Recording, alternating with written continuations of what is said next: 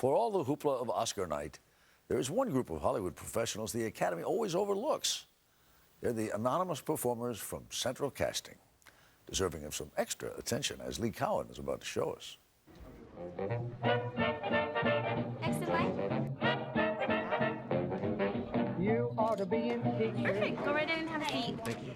These are some of the most familiar faces you'll probably never recognize, hoping to be stereotyped. Mob guy. 60s or 70s. Yeah, the lawyer. Do my CSI.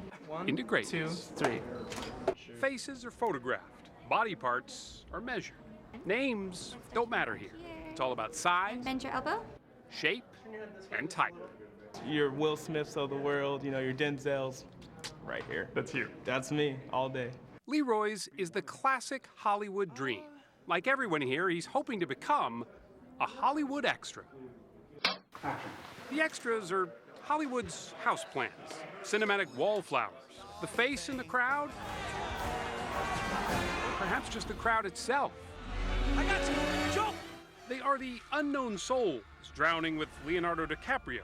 You never get behind people traveling with infants. They are the nameless airport passengers being chided by George Clooney. They are the Israelites, faithfully following Charlton Heston through the parted waters of the Red Sea. Or they're baseball fans. Let's play ball. So naturally cheering on Robert Redford. In some ways, they're the unsung heroes of the movie world. But being unsung is kind of part of the job description, isn't it? Film historian Leonard Moulton says there isn't a lot said or written about extras precisely because they're not supposed to be interesting. You're not there to improvise. You're not there to show off. You're there to be part of the background, to be an authentic-looking part of the background. So where do directors shop for that background? Well, in a place that sounds more like a punchline than a business. Central Casting. No one believes there really is a central casting. The first statement is always, there's really a central casting? Jennifer Bender is a VP of one of the biggest cliches in Hollywood. Kater. Part temp agency, part circus recruiter. You know, we get called, we want 3 blondes, 2 brunettes, 2 African Americans and an Asian between the ages of 20s and 30s. I mean, that's by definition what we do. But it would make most human resources departments' heads blow off. Exactly. It's been around a long time. Central Casting. Since 1925, created as a better, more organized alternative to the perils of Hollywood's casting couch. All right, now, give me everything you've got, you people. Ready now? Don't be extras. Be a nation. Legendary director Cecil B. DeMille was a frequent client.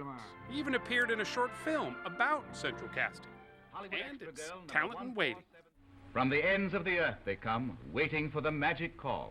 Snap into it, girls. You're 5 minutes late now. The magic call that may mean the lucky break. Put your first, your middle, and your last. Today, Central Casting's mission remains the same as it ever was. Hey, Tori, it's Jason at Central. How you doing? And 87 years later, remains a booming business.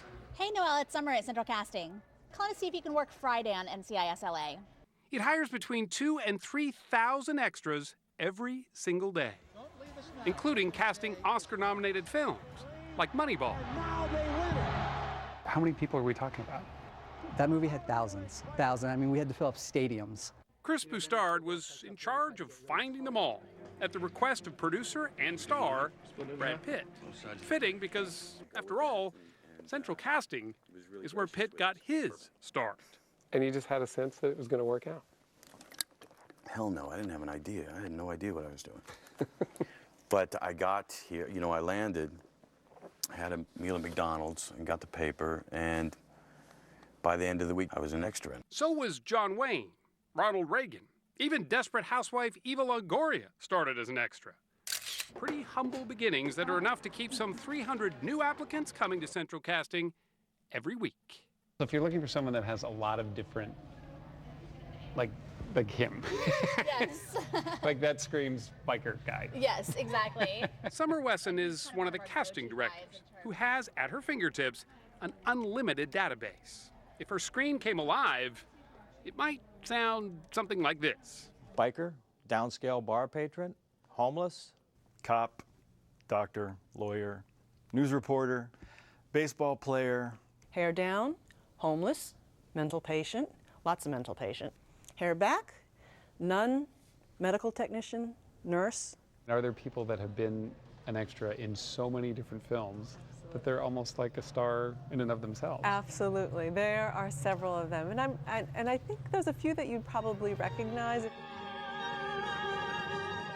One of them may be Jesse Hyman, dubbed the world's greatest extra in a YouTube clip that was made, believe it or not, by a fan. Where are you in that one? Oh, there you are. It's been viewed more than 2 million times, highlighting Jesse's appearances in everything from Glee to major motion pictures like The Social Network and Spider-Man. So are you okay being the world's greatest extra? Well, yes, of course. It's, you know, it's a title. I have a title, you know. It's like I'm the Madonna of the extra world. I mean, it's like, you know. There are others you might have seen and not know you've seen, like John Starr. Welcome back. He's been an extra since he was cast to sit behind John Travolta in Welcome Back, Kotter. You're the lowest person on the totem pole. You're an extra, literally, just an extra. It does strike me, though, that to be successful at it, you sort of have to embrace the obscurity of it all. I always say you have to embrace the humility, because it really is a humbling position unless you're able to just enjoy it for what it is. And what it is, it's hardly glamorous. A lot of people don't realize how much talent it takes to, you know, be dead. Howard is auditioning to play the part of a body, as in a lifeless body, on NCIS. Take a deep breath, Howard, and just let your jaw hang. Dignified? Maybe not. But difficult? You bet. His eyes can't flutter. He has to be able to take shallow breaths. And for NCIS executive producer Mark Horowitz, the competition for that role is, well, stiff. We're dead, we're shooting, eyes will be open, no blinking. The camera's moving on them and off of them all the time, so they have to sort of stay in that character pose during the course of the shot. And it actually takes a bit of technique. Any luck on Khaled? By far the most common technique for an extra is simply walking. In the biz, it's called a cross, as in crossing behind the stars. Sounds easy, but rookies get it wrong every time. Hands at your side, looking straight ahead, walking like a robot. That would be the first mistake, and a lot of people do it. They don't think twice about it. Start over here on the right-hand side. Suzanne Saltz is the second assistant director on NCIS LA, and most of her job is choreographing the extras. On this day, more than 24 of them, like Yvonne Lavallee. What makes me a little crazy is when we do crosses behind mini blinds, where the camera's like this high off the ground and all they see is your waist, and we do it 500 times. Background. But getting noticed is not part of the job description, which is why Sherelle Ferguson Coleman always makes sure that she has something to do and something to say. The trick, she says, is to mouth words like peas and carrots over and over again, but do it silently. Okay, now you're freaking me out. I'm freaking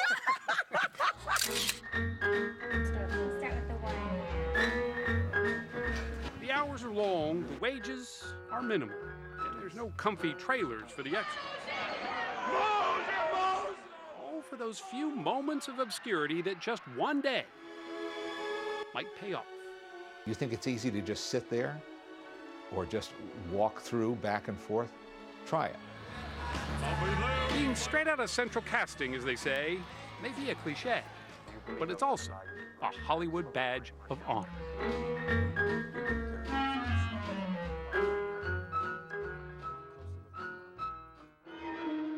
Next, the ace of the B-movies.